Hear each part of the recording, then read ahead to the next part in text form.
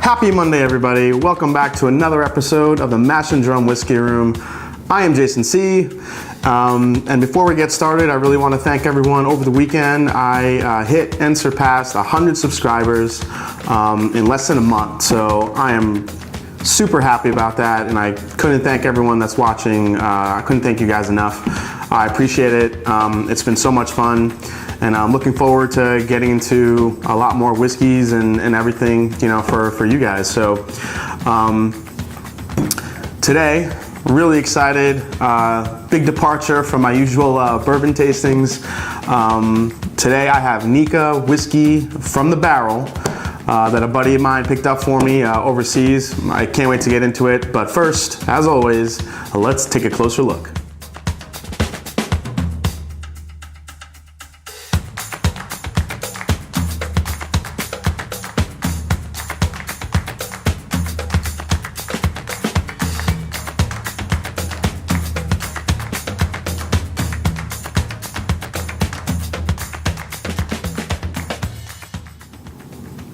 Oh, hey, you're back. How you doing? You caught me staring at the bottle.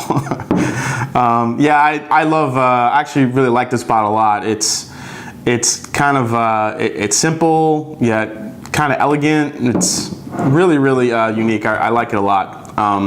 So a little bit about the Nikka whiskey company, which is, has a really kind of cool history in Japan. So the founder, I don't want to screw up his name here. Masataka Takatsuru is considered to be the father of the nation's Japan's whiskey industry, which is really kind of cool. So this guy is a Japanese blended whiskey. Brings together a complex mix of about 100 different batches of malt and grain whiskey. Both from batches from Nikka's Yoichi and the Miyagikyo distilleries. So, hope I got that right. It's aged in multiple types of casks. We have ex-bourbon barrels, puncheons, ex-sherry butts, refilled, recharred, and also remade hogsheads. So, just a super crazy blend of different grain and malt whiskeys out of Japan. So this is also considered a non-age statement whiskey, but keep in mind that all those grain and malt whiskeys, those 100 grain and malt whiskeys that Nikka takes to blend together, it does age for about 3 to 6 months in Nikka's aging cellar to make all those flavors married together really well. This is available overseas in this kind of big square chunky 500 milliliter bottle. But I think as recent as June of this year, it became available in the US in 750 milliliter bottles. Although I haven't talked to anyone who's come across one, but if you have, let me know in the comments. So with all that history and good info aside, let's get into it. So this is presented at 51.4% alcohol. Definitely higher than most Japanese whiskeys, which I think are presented about that 40-42%. No cork on this one, just a nice easy screw top, so no loud noises today. All right, let's get into this here. Whoa, generous pour.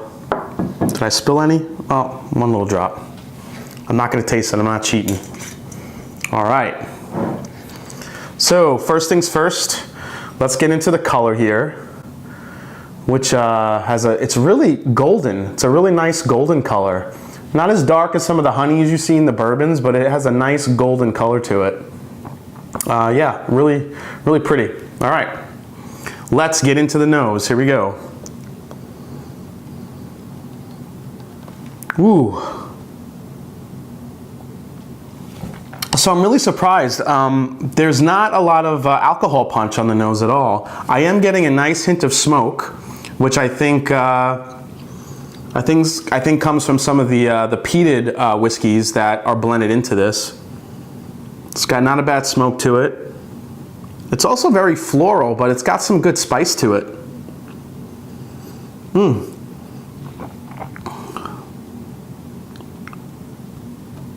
Now I'm getting citrus. a lot of citrus flavors to it, whether it be lemon, orange. It's something citrusy hitting me in the nose here. It's really unique, really cool. Okay, now that the smoke has kind of passed, now I'm getting vanilla, caramel, almost like a like vanilla pudding, if that makes sense. Definitely a leather and wood character too. The nose is all over the place, I think, because of all the different types of whiskeys and grain that are blended into this. It's really complex. Wow. Getting like a those citrus notes are still really hitting me first and foremost. All right. I can't wait to taste this stuff. All right, here we go. Cheers, everyone, and happy Monday.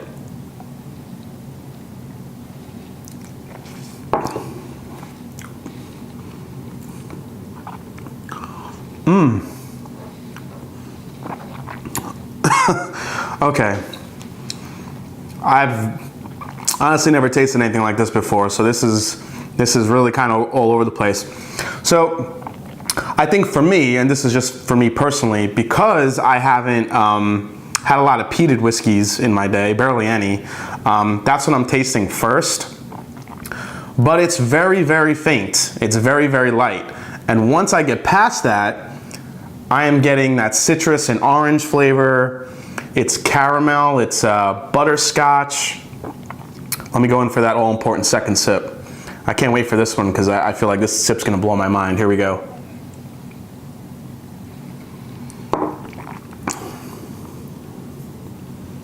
Wow. Now I'm getting dark chocolate and a lot of baking spices. You know, clove, and I am getting a little bit of cinnamon in it. Wow, it's all over the place. It's like it's like one of those, well, not that this is awful, one of those like awful fruitcakes you get on Christmas.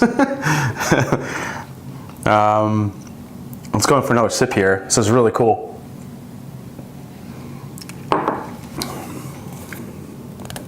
Wow.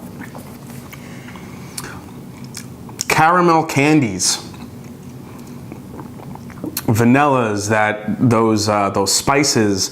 The citrus is coming on the end. While, you know, I was getting it strong in the nose, but it's actually hitting me on the end. So now the finish is it is pretty long. It's a medium to long finish.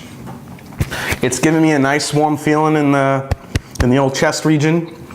You are getting lots of oak. You are getting that smoke on the end. But it's not overwhelming at all. It's really complex. It's really delicious. It's really hitting me with a lot of different things. Very, very, very interesting dram. I'm gonna have some more. Let's see here.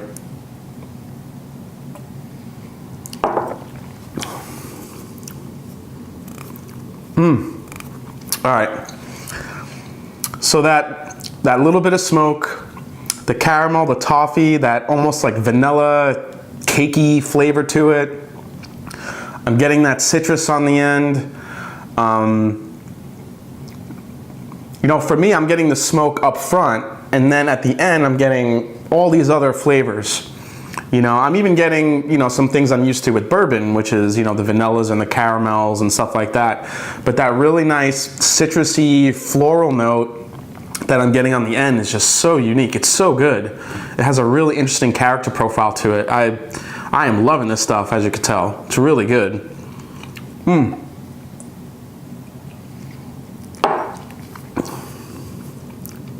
Wow. And it's just becoming easier and easier to drink. And the more I drink, the more it's just, I'm getting all these other flavors out of it. Wow. Wow, just a really brilliant expression. I really like this a lot. It is good.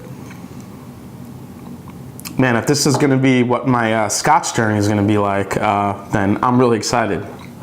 Actually, with that said, if you guys didn't see it in my last video, but this September, I'm doing Scotchy September, where all September I'm going to be tasting all different scotches, kind of working my way from some blends into some more Spacesides and sherry finished scotches, maybe into some Highlands. I don't know if I'll have enough time to get to the Isla stuff, but I'm going to be starting with scotches like this, the Balvenie and Monkey Shoulder, which I mentioned in my last video. So I'm really excited about that. But yeah, back to this guy. One last sip here.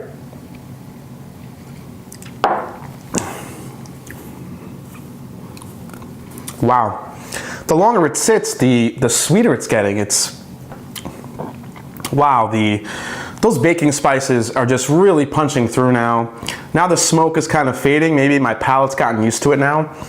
And I'm just getting a little bit on the front, and then I'm just getting this warming, baking citrus spice on the end. It is really, really good. A little bit of floral to it.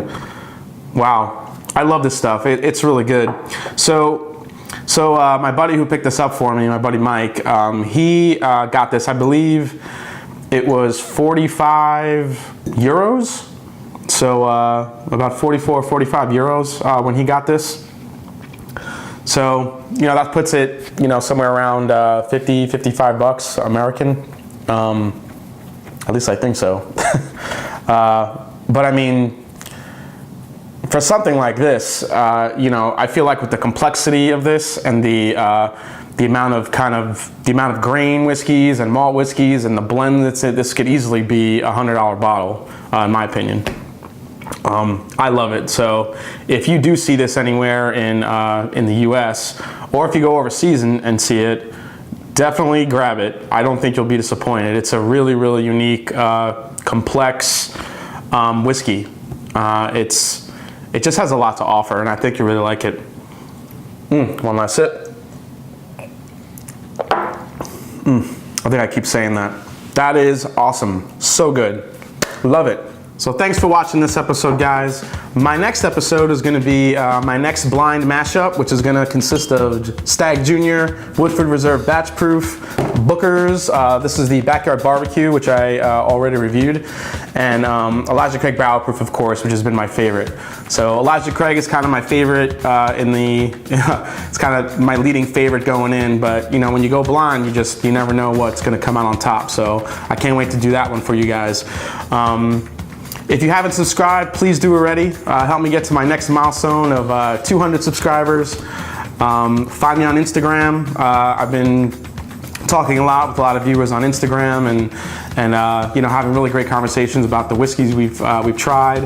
I'm getting some really good feedback and some really good conversations on what I should do for my Scotch September, my Scotchy September, kind of leading up to that. Some really good suggestions.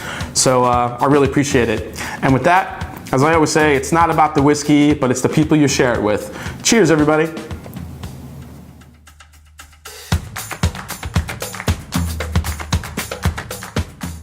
That's good. That's so good.